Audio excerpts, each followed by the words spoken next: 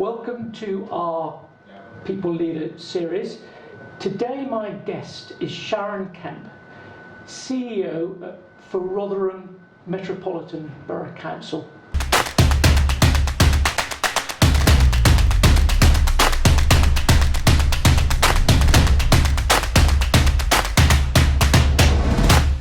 Welcome, Sharon. Thank you. Now, by way of context for our audience, this goes back to 2015, doesn't it? I think certainly Rotherham was shocked and rocked by the Casey report and the very distressing story of the things going on in Rotherham around the sexual exploitation of children. That was at the beginning of 2015. You and I met towards the end of the year. Commissioners were in place for Rotherham, powers suspended, but they needed a chief exec. You were on the shortlist, and a very powerful shortlist it was too. And you were appointed to the role, and you're still there 4 years on, and it's been a successful 4 years. We're going to have some very serious conversation about how you've achieved that success. But I did love the story you told me earlier about how you measure success day to day, how significant the change has been. Tell us that story. So I think you're absolutely right. We could talk about the government intervention and the powers coming back and the Ofsted ratings. But for me, the reality of the changes is when I talk to the community, we have conversations around their aspirations for their children and young people at school. They talk about quality of life, and most often they talk about the potholes and our highway programme and the changes and the improvements that we've made in the potholes and where they'd like to see more. So a very normal interaction with a council that's responsible for a range of functions. That's lovely, isn't it? Those sort of day-to-day normal preoccupations rather than the rather tragic stories that had come out 4 years ago. Yeah. Now let's think then about your success and how you've achieved it. And I know that the very question will jar with you a bit, and people will understand why, because you have a very strong, in GC index terms, you have a very strong playmaker profile. And as we've said earlier, playmakers think in terms of we rather than I. So here you are on the spot talking about you, but I'm going to encourage you to do it. How is this playmaker approach to leadership reflected in your success?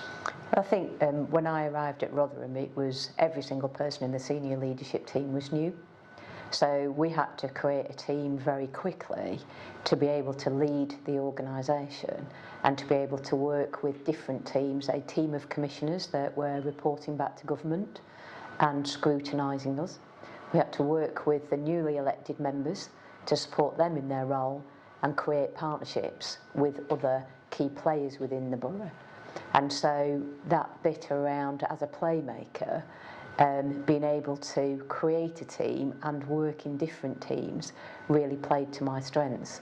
And I think as a playmaker, quite often, the collective endeavour and the moral purpose, which is actually the inspiration and the motivation, was very clear in Rotherham.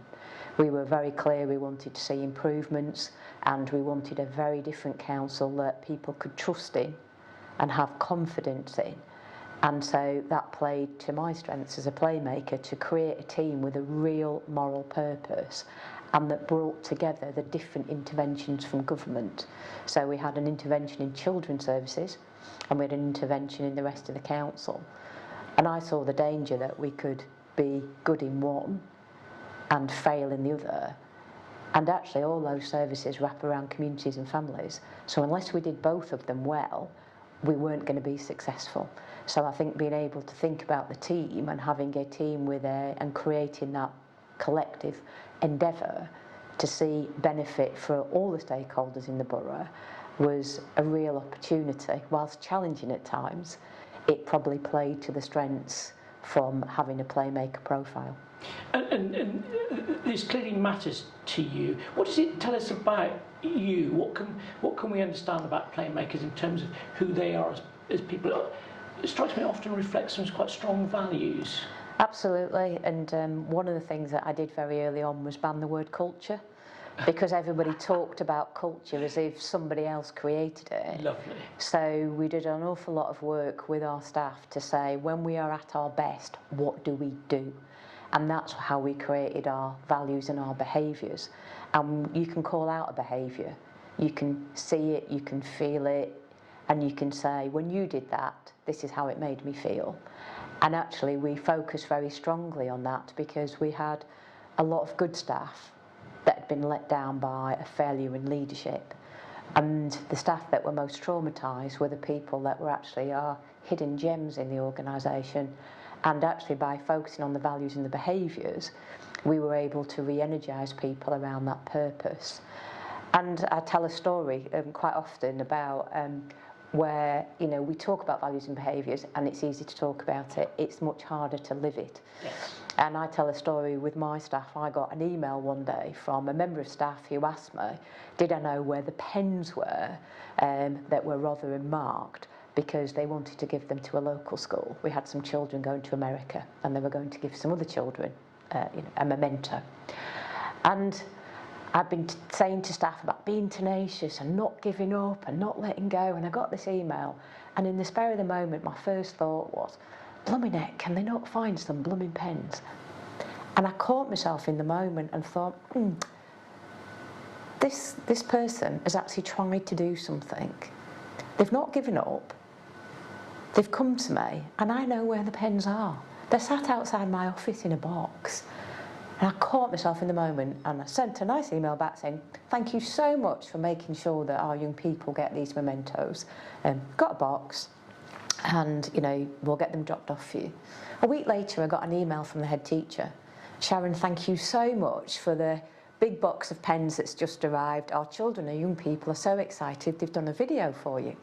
So the children did this little video about how they'd won this competition and they were going to America to participate. So I sent one back, so that's brilliant. Will you let me know how the children get on? Wish them all the best of luck. It'd be great to meet them. So the children came in and we had a great session chatting to the children, and it turns out that one of their mums was a member of our staff as well. So she participated. The person who'd been getting the pens came. We had a great time with the kids. They showed us the video. And we then arranged for them, on the back of the visit, to go to the Advanced Manufacturing Park, where we've got McLaren and Boeing, the UK Atomic Energy Agency. So those children could see actually the careers that were available to them in Rotherham if they carried on with computer coding and the competitions that they'd been entering. And it's a really powerful example for me that I'm a very values-driven person. You know, I absolutely believe in creating teams, and because I was busy, in the spur of the moment, I could have missed that. Yes. And I caught myself, and actually, it's those small, powerful examples that when they're multiplied across an organisation the size of our organisation, drive a different engagement and behaviour with our communities. Yeah. You talk a lot about we, of course you would, but so there's a greater sense of we at Rotherham now, of people being a part of something that they all care about. I mean,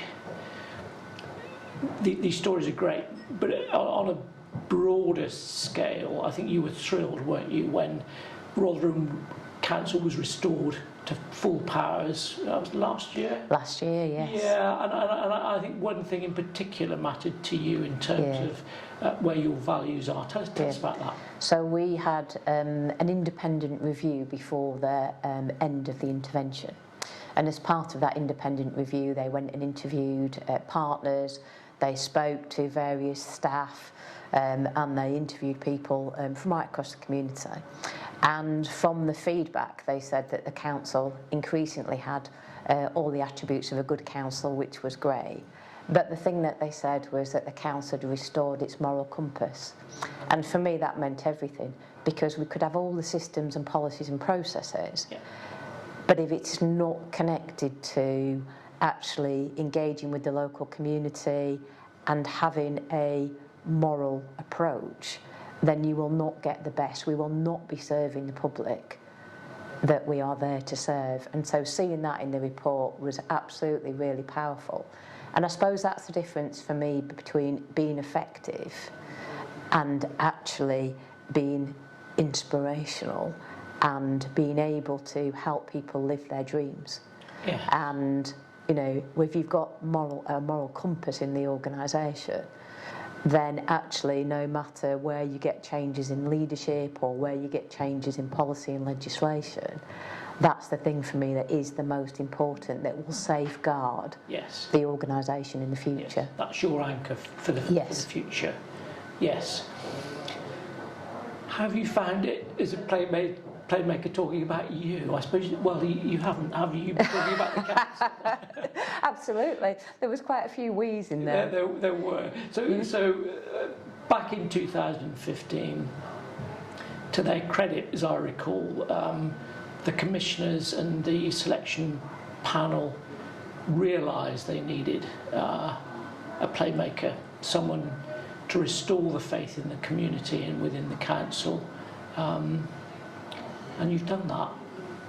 Well, I think that's still quite difficult, because I would put a big we in there, because we, you know, as a chief executive within a council, within a democratic process, you know, my role is to be able to have an organisation that provides advice and enables the democratically elected politicians to make good and robust decisions. And therefore, as a playmaker, understanding my role as a public servant, being able to support and guide elected members is really important, and that ultimately they are the decision makers. Yes. So you're the guardian of the decision-making process, but the decisions sit with other people. That I think that captures for me what a playmaker means in your world. Yeah. Sharon, thank you very much. It's a pleasure, thank you.